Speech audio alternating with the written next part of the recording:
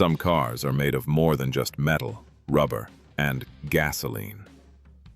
Some cars become mirrors of an entire era, witnesses to an entire society. The Trabant 601 is one of those rare automobiles that didn't just transport people from point A to point B. It carried the weight of a regime on its small frame, the contained dreams of millions, and ultimately, the overflowing joy of a historic reunification. Calling it simply the cardboard car would be scratching the surface, and that's exactly what this video is about. Moving past the easy nicknames to understand why this little car, built from unusual materials, powered by a two-stroke engine, and conceived in the workshops of a Germany that no longer exists, continues to spark passion, collecting, and devotion across the world, decades after the last assembly line went silent. Welcome to the complete story of the Trabant 601, the car that defined East Germany. To understand the Trabant, you first have to understand the world that created it. After World War II, Germany was split into two radically different realities. To the west, the Federal Republic of Germany surged toward prosperity with the help of the Marshall Plan. To the east, the German Democratic Republic, the GDR, was built on the principles of state socialism under the watchful eye of the Soviet Union. The GDR proclaimed itself the first workers' and peasants' state on German soil. In theory, it was a paradise of equality and progress. In practice, it was an experiment in social control where the Stasi, the feared secret police, wove a web of surveillance almost unprecedented in modern history. It's estimated that 1 out of every 63 citizens collaborated directly or indirectly with state intelligence. Stepping out of line could ruin a career, a family, or worse. But even in that world of restrictions, people needed to move. They needed transportation. And it was in this climate in the late 1950s that the Trabant was born. Fun fact, the name Trabant means satellite or companion in German. It was chosen to honor the 1957 launch of the Soviet Sputnik, the first artificial satellite to orbit the Earth. The GDR saw the name as a symbol of socialist progress. The city of Zwickau, in the state of Saxony, already had a deep automotive tradition. Before the war, it had been the home of Auto Union, known today for the luxury brands that grew out of it. Now in the new socialist Germany, that same factory infrastructure would be used to create a people's car. Something functional, affordable, and producible using the materials available in the GDR's planned economy. The result was the P50, the first version of the Trabant. Launched in 1957, it was a compact two-door car with a 500 cubic centimeter two-stroke engine that put out barely 18 horsepower. It was small, noisy, and burned a mixture of gas and oil that left a signature cloud of blue smoke in its wake. But it was a car, and in the GDR, owning a car was a massive privilege. One of the elements that most contributed to the Trabant's reputation was its bodywork. Facing a chronic shortage of steel in the GDR economy, engineers had to find an alternative. They found it in a composite material they called Duroplast. Duroplast combined low-quality cotton fibers, available in abundance through trade with other Soviet bloc countries, with phenolic resin. The manufacturing process was labor-intensive. Up to 90 layers of fiber and resin were stacked, pressed at high temperatures, and the result was a rigid, lightweight sheet that, crucially, would never rust. Engineer Wolf Bartel, who was responsible for developing this material, presented it as a brilliant solution to a structural problem in the planned economy. And in a way, it was. Duroplast was more resistant to minor dings than it looked, and it truly didn't corrode. However, it had one major drawback that no one quite anticipated. It was practically impossible to recycle with the technology of the time.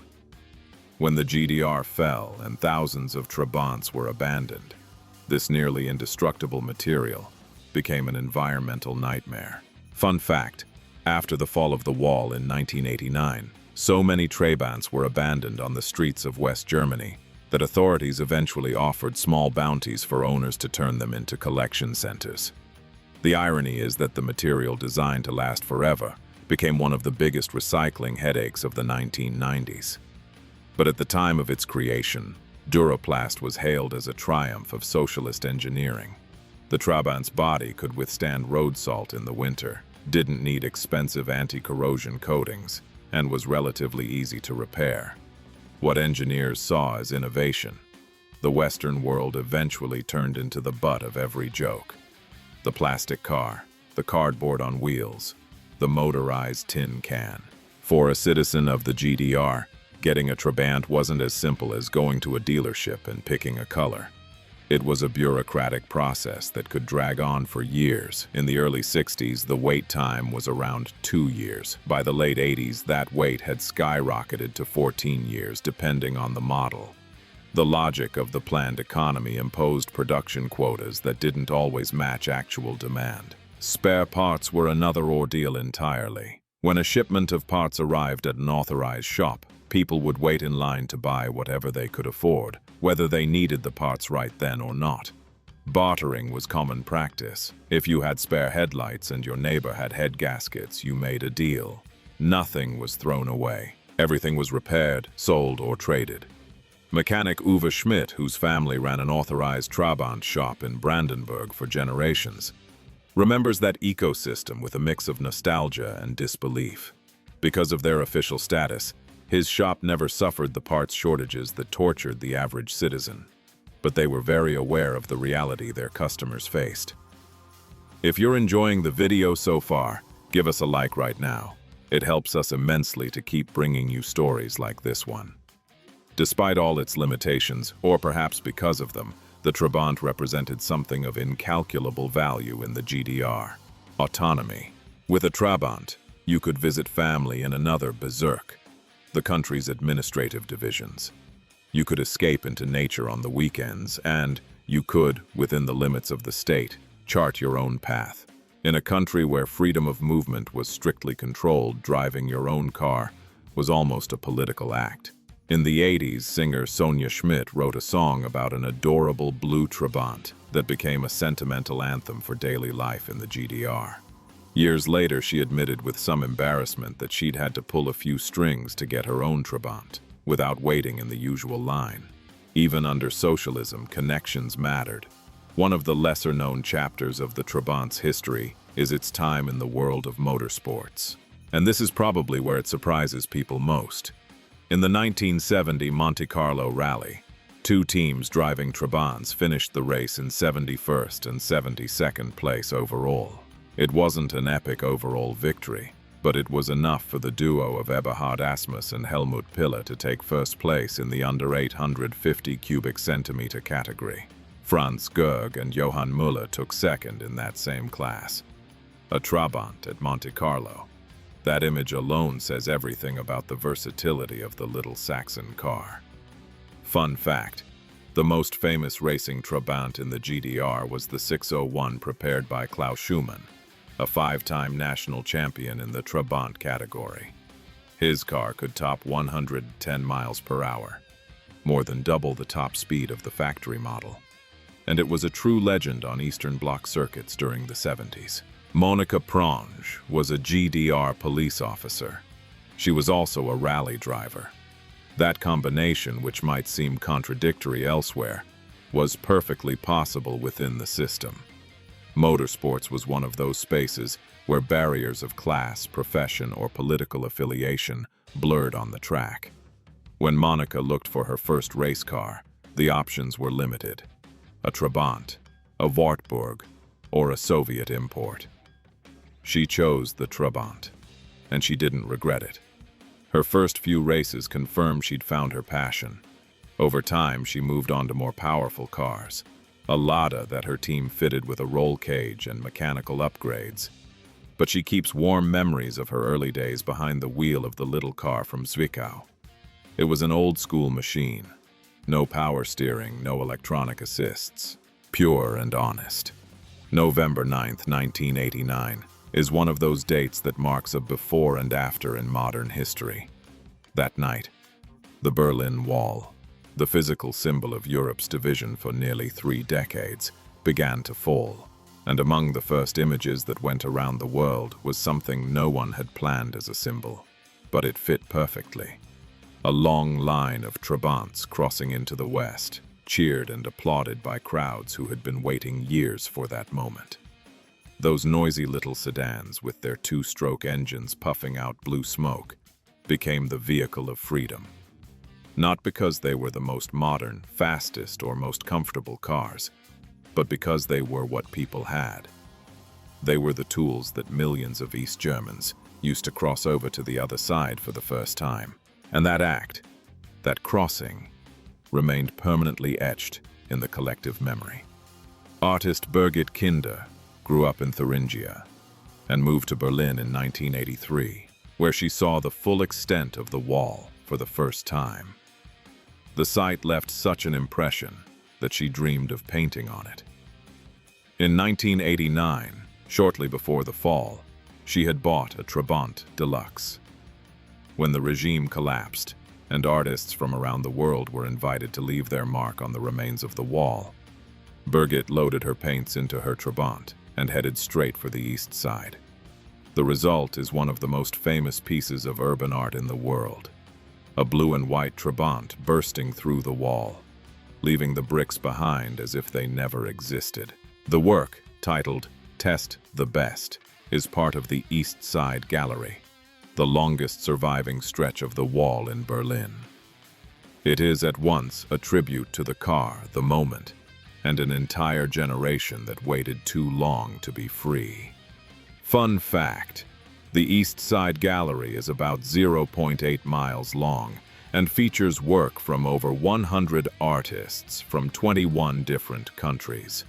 Birgit Kinder's Trabant mural is by far the most photographed and reproduced piece in the gallery, becoming one of the most recognizable visual icons of German reunification.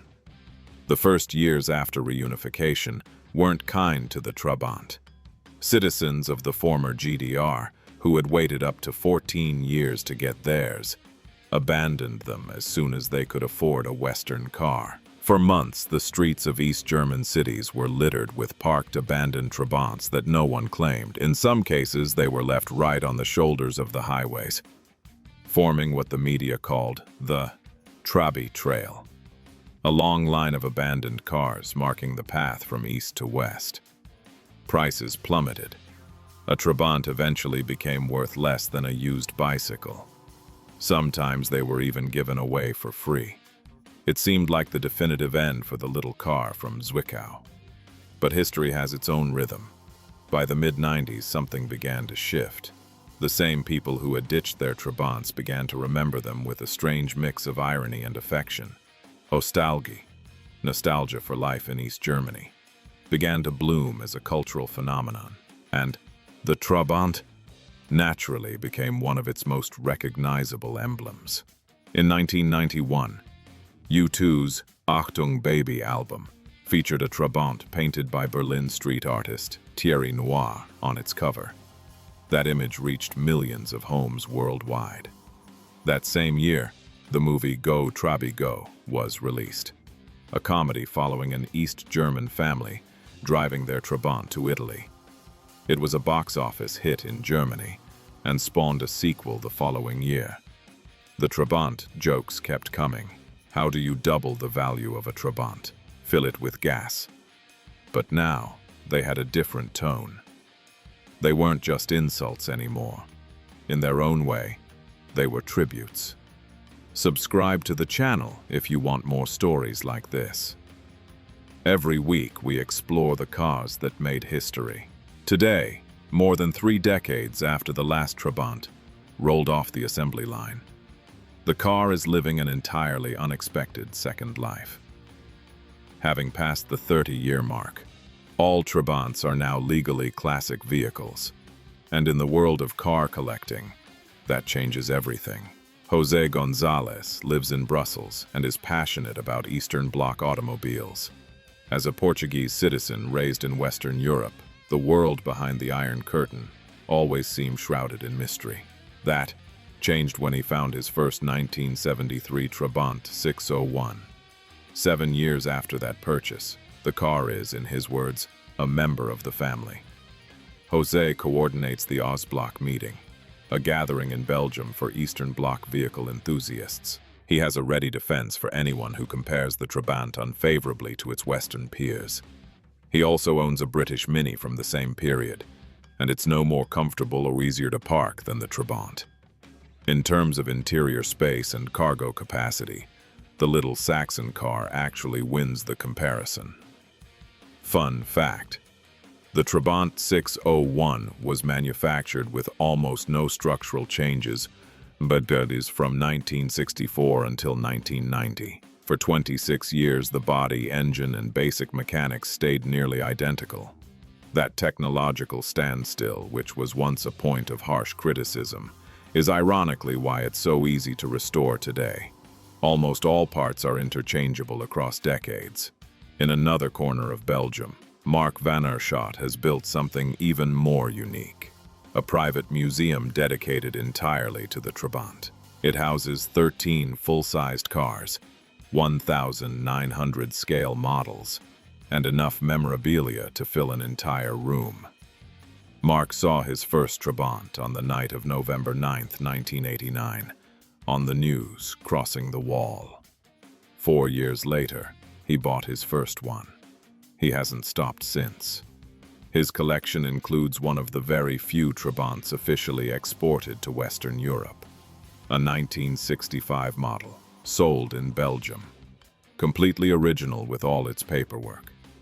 There are also military models, convertibles, prototypes, and a wooden recreation of a border crossing, complete with guards and the Kubelwagen, the off-road vehicle used by the East German Army. The closest thing to a time machine, Mark says, is a classic car. In the late 80s, with the pressure of reform and openness coming from Moscow through Gorbachev's perestroika, even the GDR planners realized the Trabant needed an urgent update. At the Zwickau plant, engineers who had been secretly developing prototypes for years, without the party leadership fully knowing, had viable technical solutions on the table, but the country's economy couldn't handle the cost of retooling the production lines. The solution they eventually landed on arrived in 1990, after the wall had already fallen and the country was on the road to reunification. The Trabant 1.1. It was equipped with a 1,100 cubic centimeter, 4-stroke engine built by Volkswagen. Under the hood, it was a radically different car, cleaner, more powerful, more modern, but it was too little, too late. By the time the last Trabant rolled off the line in April 1991, no one was paying much attention.